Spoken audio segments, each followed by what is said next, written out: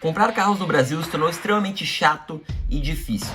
Esse vídeo é para você que já comprou um carro na sua vida aqui no Brasil e também para você que um dia ainda vai comprar. Então é um vídeo muito importante para todos os compradores de carros que tenham essa linha de raciocínio que eu vou trazer aqui para vocês em mente, porque certamente vão se identificar com algum desses pontos aí dessa jornada. Inclusive quero que vocês comentem aí se já passaram por uma situação parecida. Mas eu aqui no Top Drive já estou há alguns anos fazendo recomendação de carros, certo? E na recomendação a gente acaba percebendo alguns detalhes, a gente acaba vendo algumas incongruências, alguns gaps aí da informação e principalmente comecei a observar o quão chato é comprar carro quando eu comecei a ajudar as pessoas na compra do seu carro. Tá? Então, na verdade, assim, esse vídeo, pessoal, é um vídeo que eu tô querendo fazer para vocês há muito tempo. É um raciocínio aí que eu tenho comentado com amigos e com familiares também. Então vai ser bem interessante, acompanhe até o final para vocês entenderem mais ou menos qual é que é da compra do carro no Brasil hoje em dia. Inclusive esse tema aqui foi o tema do meu TCC, então eu estou muito feliz em poder compartilhar isso aí com vocês aqui no canal. Mas vamos começar então lá no início da jornada, tá? A complexidade que é hoje em dia de se escolher qual carro comprar. E é isso, é aí onde o Top Drive atua, né? Na orientação da compra que a gente fala. Bom, primeiro que é o seguinte, existem muitos carros, é óbvio, no mercado hoje em dia, mas de acordo até com um estudo da KPMG, mais de 80% dos brasileiros, eles olham mais de 3 carros na hora de analisar qual carro comprar. Ou seja, existe uma baixíssima fidelização dos consumidores a uma montadora específica. Embora tenha algumas aí que adorem dizer que sim, ou pelo menos elas agem como se realmente tivessem clientes muito fidelizados. Mas se ainda estão agindo assim, em breve vão ver que não é bem assim, vão perder market share para aquelas que entendem o que o consumidor está buscando hoje em dia. Isso também vai ficar um pouco mais claro daqui a pouco, tá? Mas então, voltando aqui à nossa linha de raciocínio. A escolha de qual modelo comprar, ela é extremamente complexa, tá? Por quê? Porque a gente tem dentro de uma marca, às vezes, modelos que valem a pena e que não valem a pena. A gente tem dentro de um mesmo modelo, versões que valem a pena e que não valem a pena. E aqui no YouTube, o que a gente vê, ou no Instagram, se você estiver olhando pelo Instagram, a gente vê que todos os canais aí, em geral, a gente faz a apresentação daquele modelo do carro específico, mas a gente não se atém à versão, a gente não se atém ao preço da negociação. E carro versão, é o modelo, é o produto, e negociação. São dois componentes aí que formam a orientação da compra, certo? E para exemplificar um pouquinho melhor o quão complexo que é definir qual carro específico está buscando, eu gostaria de mostrar para vocês aqui alguns sites de montadoras que contribuem para deixar o negócio ainda mais confuso. Alguns exemplos aqui, tá? Vamos começar pelo Kia, o Kia Cerato. Então vamos imaginar que eu sou um cliente que está interessado num Cerato e eu venho aqui no site da montadora, né? Eu acho muito legal, bonitaça a traseira aqui dele e tudo mais. E aí eu vejo aqui que tem a foto dele, tudo certo, né? Sua vida com mais emoção, bônus de 5 mil, interesse, interior, não sei o que, desempenho, segurança, tudo isso aí que é apresentado lá no canal ou em qualquer outro canal, que é bem legal a gente saber, né, as features do carro. Mas daí eu já me deparo aqui com estar interessado. Cara, como é que eu vou estar interessado se eu não sei ainda quais são as opções de versões do carro, né? Eu sei que tem um bônus de 5 mil, mas se eu chegar aqui pensando que tem bônus de 5 mil na concessionária, não me muda nada, porque a concessionária pode muito bem me dar um balão, né, dizendo que esse bônus aí está na avaliação do meu seminovo. Então eu quero entender aqui, cadê as versões desse carro, né? Quais são as versões que existem no Cerato? Bom, vamos para especificações. Aí eu tenho até as medidas do carro, né? Bom, roda, aro 16, aí já não precisa. O que eu quero saber é o seguinte: o que muda de uma versão para outra? Quais são as opções de motores que tem? O motor a gente vê aqui que é um 2.0 aspirado, tá? Mas não está tão claro. Então chegamos aqui nos itens de série, né? E aí a gente vê aqui motor e transmissão. E aqui vem uma curiosidade que eu demorei para acreditar que era isso mesmo, né? Nós temos aqui as versões do site que está E.473 ou E.497. Tá? Então aqui a gente vê a comparação delas. Super customer friendly, né? Tu pensar em E473 ou E497. Parece que é um código secreto. Então, o cliente ele tem que decorar aqui o número do negócio, pelo visto, né? Eu ainda tenho minhas dúvidas do que quer dizer isso aqui, porque eu não consigo acreditar que um site que é para ser visto pelo consumidor, um consumidor final, que é leigo, ele tenha esse tipo de nomenclatura. Então, o cliente eu te dou 95% de certeza que se ele chegar, se ele fizer o seu dever e entender tudo que tem na E.497, cara, eu tenho certeza que ele vai chegar na concessionária e o vendedor da concessionária não vai saber o que é E.497, tá? Na primeira conversa. Você vai precisar pegar a papelada lá e entender. Então aqui, ó, realmente é isso mesmo, tá, pessoal? Especificações técnicas, pra gente entender sobre cada um, aí a gente tem que realmente ver ali, né, esses códigos aí, uns códigos meio diferentes, certo? Ó, tecnologia e segurança também, né? Vamos ver aqui alguma diferença que tem entre um e outro. Nesse caso aqui, o sistema de condução Economy Comfort, tá? Enfim. E aí, pessoal, a gente vê aqui, ó, o que muda de um para o outro, né? Retrovisor com regulagem elétrica. Bom, a E473 tem, a outra não tem. Tudo bem. Muito confuso, tá? Não sei quais são os nomes das versões, não sei quanto custa cada uma. A única coisa que eu sei, me dando o trabalho de entrar no site da montadora, é que ele tem um bônus de R$5.000, tá? Porque até agora eu realmente não tenho ideia de quanto é que custa esse carro, eu cliente, né, eu consumidor, e bem capaz que eu vou colocar aqui meu nome, CPF, e-mail e telefone para me ligarem, sendo que eu não sei nem quanto que custa o carro, certo?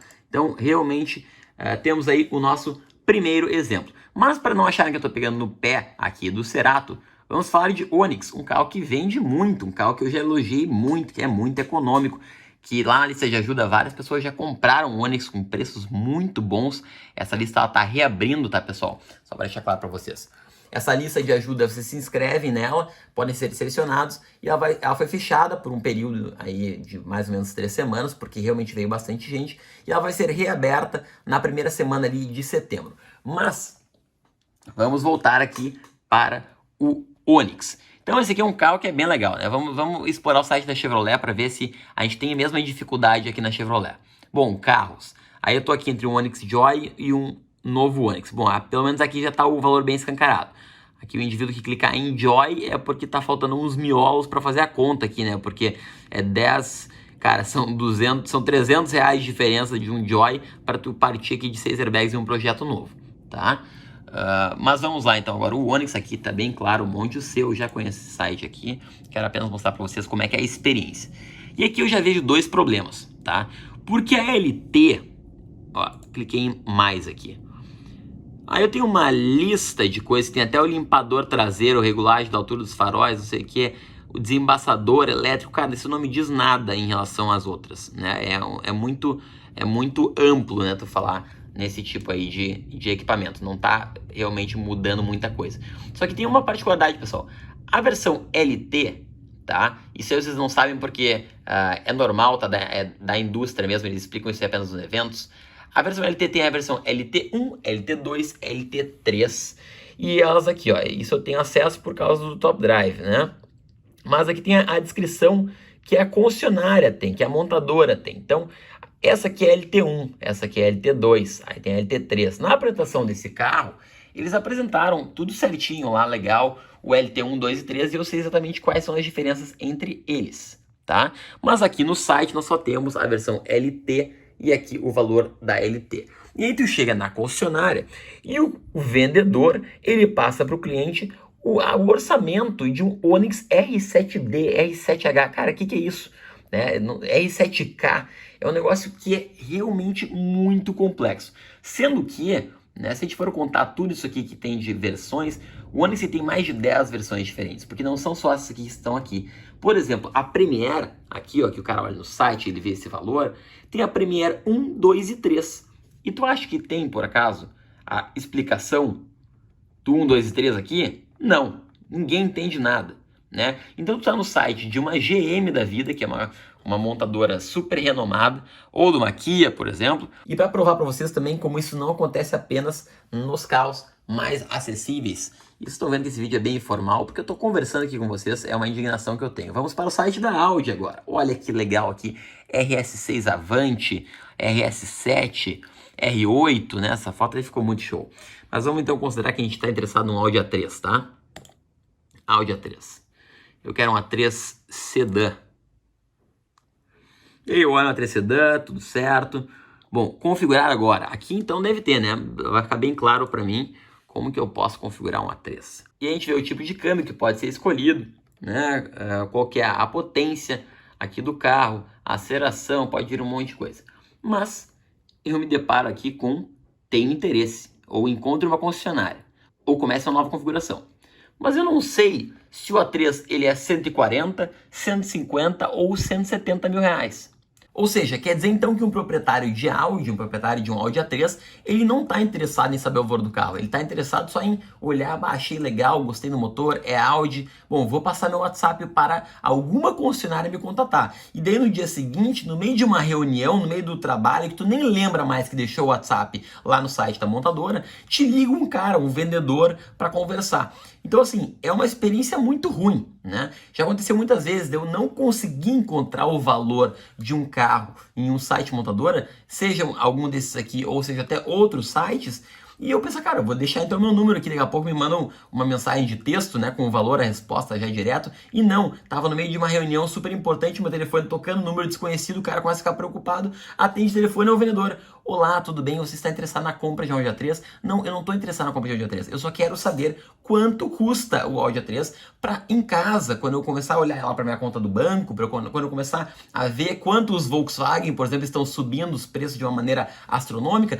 aí sim eu começar a considerar, olha, talvez valha a pena eu considerar um carro premium, porque o Volkswagen lá que eu estava olhando, ele subiu muito o preço. É o caso do Jetta GLI, o caso do Jetta GLI, ele subiu muito o preço, e é o mérito da Volkswagen de deixar tudo bem escancarado, bem claro no seu site, que muitas vezes ele está chegando perto aí de alguma condição de um Audi, de uma BMW, e aí sim passa a valer a pena a gente considerar o carro premium. Tá? Então não é só porque eu estou olhando um Audi, mesmo que seja um A3 que é de entrada, que eu não quero saber qual que é o valor. Não é porque eu estou no site da montadora que eu não tenho interesse em saber qual que é a versão específica, o que vem em cada uma. E principalmente, não é porque eu estou olhando um Onix que tem várias versões que eu não quero saber no detalhe quanto custa a LT1, quanto que é a LT2, quanto que é a LT3, o que muda de uma para outra, ainda mais agora em pandemia. Então as pessoas, o que eu observo? Chegam aqui na lista de ajuda, chegam para pedir ajuda aí para mim e não tem ideia do que vem no carro. Sabe? Eles não sabem qual que é a versão que vale mais a pena, não sabem qual que é o carro que vale mais a pena, mesmo que tenham ficado acompanhando o canal de YouTube por 1, 2 meses. Não sabem, porque a indústria, ela não tem uma experiência aí que é muito agradável. Só que aí, pessoal, não é o problema, porque cada vez mais a gente está vendo uma clareza nas montadoras, né? Eu dei apenas alguns exemplos que logo vão ser corrigidos, é muito simples de corrigir isso aí, né? Se a gente conversar, né, cara, me bota à disposição para falar com uma montadora e dizer, cara, é um pequeno detalhe que tem que ajustar ali do teu site, que vai ficar muito mais fácil, a experiência é muito melhor para o cliente. Mas isso é só uma parte do problema. Isso é somente para a definição do carro. E agora tem mais um problema, que é a definição de onde comprar. O que acontece, pessoal? As concessionárias tinham uma época, tá, que inclusive o preço que ficava exposto na tabelinha do carro, em cima do carro, o papelzinho impresso em cima do carro, ele já tinha um ágio em relação ao preço do site das montadoras para que o cliente desinformado achasse que estava ganhando na negociação, tá? Isso é um dos pontos. Mas é claro, hoje são muito mais transparentes. Só que o que acontece, o cliente, mesmo tendo uma concessionária super transparente, que tem uma proposta muito boa, o cliente ele não confia que é um bom negócio. Então o que acontece muitas vezes é que o cliente chega para mim e ele diz assim, ó, Vitor, eu tenho uma proposta tal. E aí o cliente muitas vezes ele acha que é uma proposta boa, só que é uma proposta terrível, é uma proposta que eu sei que dá para ir muito melhor do que aquilo. Ou tem casos que o cliente está achando que a proposta ela é meia boca e é uma proposta que nem existe mais, que o preço já atualizou umas 2, 3 vezes e é o achado do achado e ele só conseguiu porque é o último carro do estoque. Entende? Então o cliente não tem a menor ideia do que ele está fazendo. Ele não sabe se está comprando um carro bom, ele não sabe qual é a versão que vale mais a pena, ele não sabe qual é a diferença de equipamento de uma versão para outra. A concessionária também não está tão preparada, muitas vezes, para deixar tão claro para o cliente qual é a diferença de uma versão para outra. E ainda ele precisa, então, entrar em contato com diversas concessionárias. E lembra o que eu falei lá no início do vídeo? Se o cliente brasileiro ele pensa em 3 ou 4 carros diferentes e ele quer realmente fazer uma boa compra, ele vai pelo menos conversar com 2 ou 3 concessionárias de cada. Teve um cara que chegou para mim essa semana aí e ele comentou assim, Vitor, eu já falei com mais de 14 concessionárias. E olha, não era um cara que estava muito apertado na grana, era um cara que tinha 150 mil reais para gastar, mas ele estava pensando em muitos carros diferentes. E claro, lá em São Paulo tem muita concessionária. Então ele falou assim, eu não aguento mais essa história de definir qual carro que eu compro, eu não consigo definir, porque é muita variável e eu não tenho nunca certeza se eu estou fazendo um bom negócio ou não, tanto pelo carro quanto pela negociação. E aí tem o bottom line, o resumo aqui dessa argumentação. Os carros avançaram muito nos últimos anos. A tendência case, né, que tem o electric, connected, tudo mais, para os automóveis, ela tem sido observada. A gente da indústria automotiva que avalia carro tem visto um avanço de produto muito significativo, mas as concessionárias continuaram estagnadas. Isso não sou eu que estou falando para vocês, pessoal. Isso aí é a própria Bain Company, né, que fez um estudo aqui, The Future of Car Sales is Omnichannel, é o nome do estudo. Muito legal mesmo. Usei muito esse estudo no meu TCC. Aliás, meu TCC foi sobre a expectativa dos compradores na indústria automotiva, tá? E eu vou mostrar aqui um trecho para vocês que vale a pena comentar, tá? Para aqueles que são céticos em relação a isso que eu tô falando, né? Então, o estudo da Bain, Future of Car Sales is Omnichannel, ou seja, o futuro das vendas dos carros, né, através de canais. Então, a primeira parte aqui, ó, vamos dar uma olhada aqui, a primeira parte do estudo, a primeira frase, né? As inovações tecnológicas dos automóveis avançaram rapidamente nos últimos anos, aumentando a segurança, performance e a sua confiança.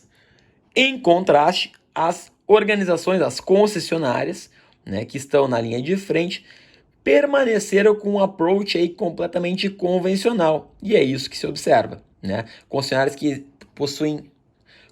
que ainda ficam relutando para passar o valor final para o consumidor, que ficam querendo trazer ele para a mesa de negociação e fazer com que essa experiência continue bem negativa. E aí a gente tem aqui outra parte, né, que o comportamento de compra ele está mudando de maneiras que vai forçar mudanças disruptivas nas vendas dos carros. Tá? Então, muito legal esse estudo, tá? Não vou me aprofundar muito. Mas outro ponto, pessoal, apesar de tudo isso que estou falando para vocês ser mais ou menos um resumo do TCC que eu fiz lá em 2019 na URGS, a gente também tem a situação de que toda essa conjuntura, toda essa forma como as coisas estão acontecendo, meio que obrigam o cliente a ter que ficar nessa negociação. E isso é um saco. Até em estudos, até em treinamentos, tem um treinamento que eu fiz de negociação, olha, bem interessante, de uma empresa americana, que fala aqui, ó, 6 Golden Rules of Negotiation, tá? Muito legal. E a regra número 1, pessoal, regra número 1 em negociações é não negocie a menos que tu precise, né? Aqui, ó, don't unless you have to. Ou seja, realmente, a forma como as coisas estão atualmente, a estagnação da forma de vender carros das concessionárias obriga o cliente a ter que ficar fazendo essa jornada. E isso está com os dias contados. E é por isso, pessoal, que no dia 1º de setembro, grave essa data, 1º de setembro, eu vou reabrir a lista de ajuda para a obtenção do melhor preço dos carros. Então fiquem ligados aqui no Top Drive, se inscrevam, cliquem no sininho, que o dia 1º de setembro vai ser um dia muito importante. A gente vai fazer a reabertura dessa lista, dando a oportunidade para quem nos segue aí, para quem acompanha, para quem realmente está de saco cheio desse processo ultrapassado, em que não há uma valorização do cliente, né, como centro da economia, como deve ser na economia digital, poder então se inscrever novamente na lista de ajuda aí, para a gente ter mais casos de pessoas fazendo excelentes negócios com seus carros. Espero que tenham gostado, comentem o que acharam, se concordam comigo ou não, eu estou disposto aí a debater esse assunto com vocês, porque é um assunto que eu gosto muito, é um assunto que me move, é um assunto que é o meu hobby de estudo diariamente. Certo, pessoal? Muito obrigado e até a próxima. Valeu!